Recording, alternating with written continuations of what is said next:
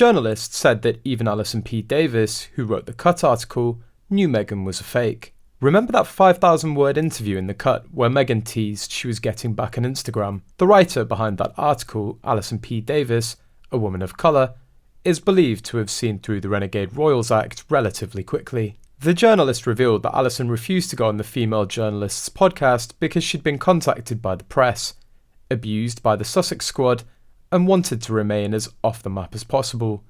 This also comes after it was rumoured she was fired after Meghan allegedly contacted The Cut and asked for a termination after seeing digs in the article.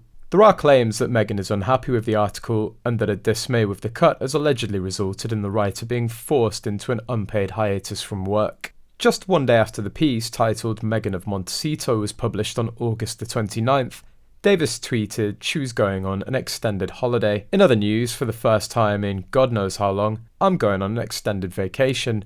Out of pocket, living in the moment, pray for my TL inbox, DMS, etc., she wrote. Davis's tweet came amongst a negative media frenzy surrounding Meghan's shockingly open interview with The Cut. 1 week after it was published, the Queen died and a deluge of anti-Sussex vitriol was directed at Meghan for her poorly timed return to the spotlight. It's unknown whether Davis will return to her writing role at the publication. The journalist hasn't published any pieces with a byline since the Meghan profile.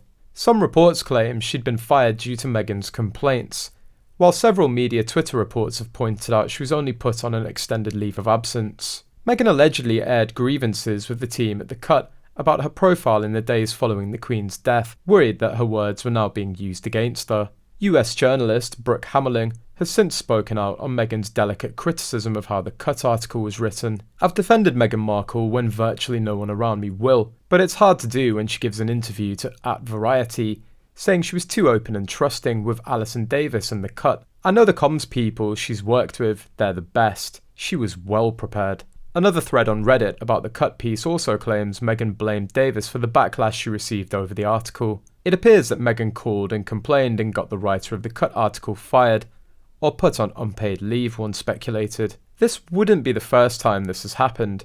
After the airing of the Oprah interview in 2021, Piers Morgan went on the attack on Good Morning Britain, declaring that he didn't believe a single word that came out of Meghan's mouth.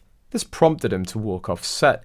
After this, Markle contacted Dame Caroline McCall, the head of ITV, using her usual as a mother and as a woman spiel to get McCall to do something. McCall issued Morgan with an ultimatum: either apologise or be fired.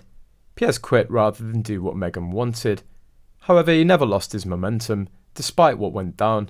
He now has his talk show called Piers Morgan Uncensored. Other black people who've spoken out against Markle include Nana Akua, a black British television presenter and journalist, Chris Rock, an African-American comedian during his Netflix comedy show, Candice Owens, an African-American political commentator whose father-in-law is a member of the House of Lords, John Barnes, former English footballer and anti-racism campaigner.